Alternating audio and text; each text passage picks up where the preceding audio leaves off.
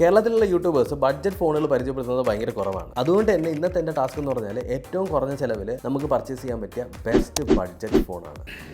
അപ്പോൾ പിള്ളേരെ എല്ലാം വെച്ച് നോക്കുന്ന സമയത്ത് പോക്കോ M6 5G ആണ് ഇപ്പോൾ കിട്ടാവുന്നതിൽ ബെസ്റ്റ് ബഡ്ജറ്റ് ഫോൺ.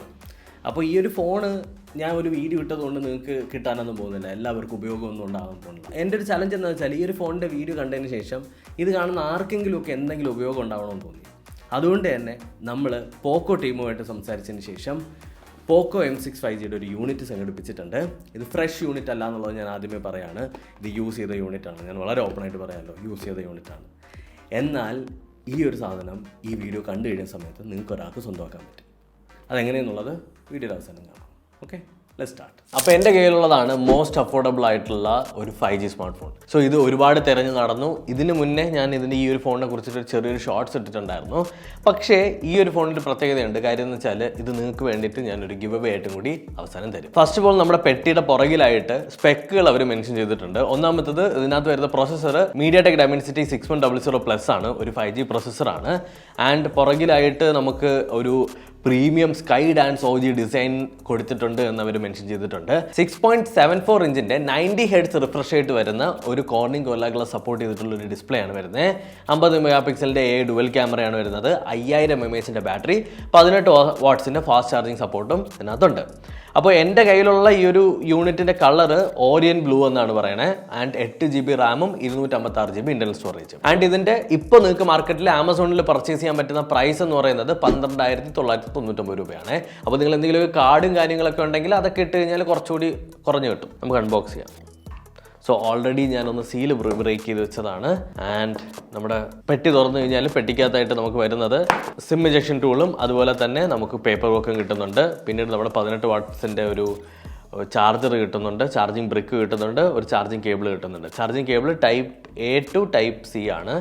പിന്നെ നമുക്ക് എന്താണ്, വേറെ ഒന്നും തന്നെയില്ല. നമ്മൾ ഫോൺ ബൂട്ട് ചെയ്ത് വെച്ചിട്ടുണ്ട്. MIUI 14 ആണ് ഔട്ട് ഓഫ് ദ ബോക്സ് നമുക്ക് കിട്ടുന്നത്. ഈ ഒരു ഫോണ് ആക്ച്വലി ഞാൻ ഇപ്പം നിങ്ങൾ എൻ്റെ അടുത്ത് ചോദിക്കും, ഈ ഒരു ഫോൺ നമുക്ക് ഗെയിമിങ്ങിന് കൊള്ളാമോ, ക്യാമറ കൊള്ളാമോ, അങ്ങനെ ഇങ്ങനെയൊക്കെ. സോ ബേസിക്കലി ഞാൻ ഈ പറയുന്ന കാര്യം ഒന്ന് നിങ്ങൾ നിങ്ങളുടെ തലയ്ക്കകത്തൊന്ന് എടുത്തു വെക്കണേ. അതായത് 12,999 രൂപ, അതായത് 13,000 രൂപ കൊടുക്കുന്ന ഒരു ഫോണിൽ നമുക്ക് എക്സ്പെക്ട് ചെയ്യാൻ പറ്റുന്ന കുറേ കാര്യങ്ങളുണ്ടാവും. ഒരു എക്സ്റ്റെൻഡിന് മേളിൽ ഒരു പെർഫോമൻസ് എന്തായാലും നമുക്കൊരു 13,000 രൂപയുടെ ഫോണിൽ കിട്ടില്ല. ഒരു മിഡ് റേഞ്ച് ഫോണാണെന്നുണ്ടെങ്കിൽ വീണ്ടും നമുക്ക് എന്തെങ്കിലുമൊക്കെ എക്സ്പെക്ട് ചെയ്യാമെന്ന് പറയാം.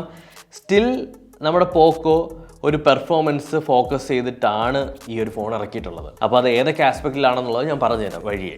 ആദ്യം നമുക്ക് ഫിസിക്കലി ഒന്ന് നോക്കാം. ഫിസിക്കലി നോക്കുമ്പോൾ ഒരു ബ്ലോക്കി ഡിസൈനാണ് പോക്കോ ഇതിനകത്ത് കൊടുത്തിട്ടുള്ളത്. സോ എല്ലാവർക്കും പെട്ടി പോലത്തെ ഡിസൈൻ ഇഷ്ടമാണോ എന്ന് ചോദിച്ചു കഴിഞ്ഞാൽ, ഇപ്പം ഞാൻ പെട്ടി പോലത്തെ ഫോണുകൾ കുറേ യൂസ് ചെയ്തിട്ട് എനിക്ക് സത്യം പറഞ്ഞാൽ പെട്ടി പോലത്തെ ഫോൺ ഭയങ്കര ഇഷ്ടമല്ല. എനിക്ക് ഈ എഡ്ജൊക്കെ ഒന്ന് കർവ് ചെയ്തിട്ടുണ്ടെങ്കിൽ പിടിക്കാൻ കുറച്ച് കംഫർട്ടബിൾ ആണ്. ഇത് നിങ്ങൾക്ക് ഇപ്പോൾ പറഞ്ഞാൽ മനസ്സിലാവില്ല. നിങ്ങൾക്ക് ഒരുപാട് ചാറ്റ് ചെയ്യുന്നവരാണെന്നുണ്ടെങ്കിൽ നമ്മൾ ഈ കയ്യിൽ പിടിച്ചിങ്ങനെ ചാറ്റ് ചെയ്യുമ്പോൾ ഈ ഒരു ഭാഗമില്ല, ഈ ഒരു ഭാഗം വന്നിട്ട് നമ്മുടെ വിരലിൻ്റെ ഈ ചെറിയ വിരലിൻ്റെ ഈ ഭാഗത്ത് തട്ടി തട്ടി തട്ടി തട്ടി തട്ടി കുറേ കഴിയുമ്പോൾ നിങ്ങൾക്ക് വേദന എടുക്കും. അതാണ് ബ്ലോക്കി ഡിസൈനിൻ്റെ ഏറ്റവും വലിയൊരു ഇഷ്യൂ. ഇത് ആരും പറയുന്നത് ഞാൻ കേട്ടിട്ടില്ല. ഇത് നമ്മൾ ഒരുപാട് നാൾ ഇത് യൂസ് ചെയ്ത് വരുമ്പോഴേ നമുക്ക് അതിൻ്റെ അവസ്ഥ മനസ്സിലാവുള്ളൂ. ആൻഡ് പുറകിലായിട്ട് നമ്മുടെ ആ ഡുവൽ ക്യാമറ കൊടുത്തിട്ടുണ്ട്. AI ക്യാം, പിന്നെ 50 മെഗാപിക്സൽ എന്നും അവിടെ മെൻഷൻ ചെയ്തിട്ടുണ്ട്. ആൻഡ് ആസ് യൂഷ്വൽ പോക്കോയുടെ ഫോണുകളിലെല്ലാം വരുന്ന ഒരു ബ്ലാക്ക് ഒരു പോയിന്റ് ഡിസൈൻ ഇതിനകത്തും കൊടുത്തിട്ടുണ്ട്. 5G എന്ന ബ്രാൻഡിങ് ഉണ്ട്. ഇതിൻ്റെ അകത്ത് അവർ ഓറിയൻ ബ്ലൂ എന്ന് പറഞ്ഞിട്ടുള്ള കളർ ആണെന്നുണ്ടെങ്കിലും, ഫോർ എക്സാമ്പിൾ ഇപ്പോൾ നിങ്ങൾക്ക് ക്യാമറയിൽ കാണാൻ പറ്റുന്നത് ഒരു ബ്ലൂ കളറല്ലേ.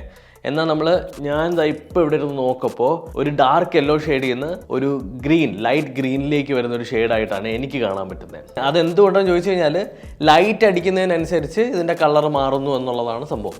ബട്ട് അതിനോടൊപ്പം തന്നെ ഒരു സ്പാർക്ലിംഗ് എഫക്റ്റ് ഇതിനകത്ത് കൊടുത്തിട്ടുണ്ട്. ഒരു മിനുക്കൊക്കെ ഇടൂലേ, മിനുക്കെന്നാണ് അതിനെ പറയുന്നത്, മിനുക്കെന്നായിട്ട് ആണെന്ന് തോന്നുന്നത്, ഗ്ലിറ്റർ. അപ്പോൾ ഗ്ലിറ്റർ ഫീലും കൂടി കൊടുത്തിട്ടുണ്ട്.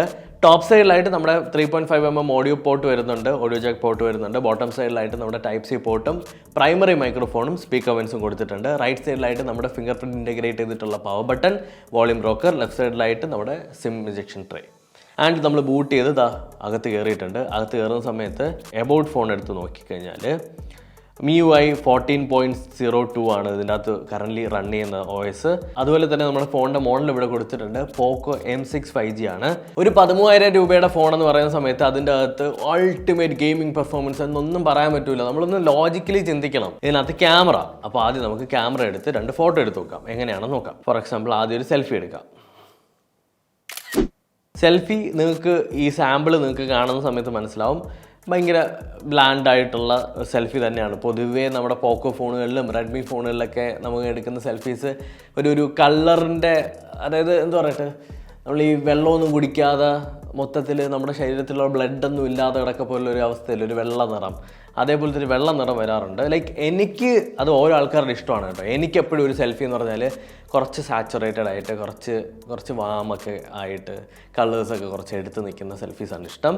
റിയർ ക്യാമറ ഫോട്ടോ നമ്മൾ നോക്കിക്കഴിഞ്ഞാൽ 50 മെഗാ പിക്സലിൻ്റെ ഒരു AI ക്യാമറ എടുക്കുന്ന ഫോട്ടോ എടുക്കുന്നുള്ളൂ. ഇതിനകത്ത് ഭയങ്കര വാവ് ഫാക്ടർ ഒന്നും ഞാനിങ്ങനെ എടുത്ത് പറയുന്നൊന്നുമില്ല. അത്യാവശ്യം ഫോട്ടോ എടുക്കുന്നുണ്ട്. നിങ്ങളുടെ ഫോട്ടോ എടുക്കാം എന്നുള്ളൊരു പർപ്പസ് ഇത് ഫുൾഫിൽ ചെയ്യുമെന്നേ ഉള്ളൂ. ഞാൻ വളരെ ഓപ്പണായിട്ട് പറയാമല്ലോ. അല്ലാതെ അസാധ്യ പെർഫോമൻസ്, അത്യാസാധ്യ ക്വാളിറ്റി എന്നൊന്നുമില്ല. ഇനി പെർഫോമൻസിൻ്റെ കാര്യം, 8 GB റാമും 256 GB ഇൻ്റർണൽ സ്റ്റോറേജുമാണ് വരുന്നത്.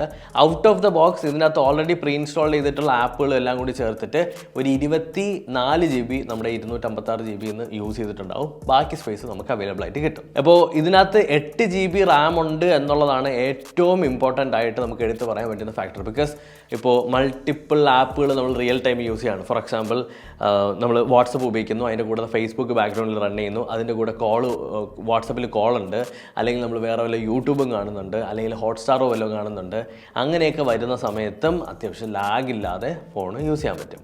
അപ്പോൾ കുറച്ച് ദിവസം യൂസ് ചെയ്ത എക്സ്പീരിയൻസിൽ ഞാൻ പറയുകയാണെന്നുണ്ടെങ്കിൽ ഈ ഫോണ് ഒരു സോളിഡ് ഡിവൈസ് തന്നെയാണ്. നമുക്ക് UI ക്രാഷിങ്ങോ പ്രശ്നങ്ങളൊന്നുമില്ല.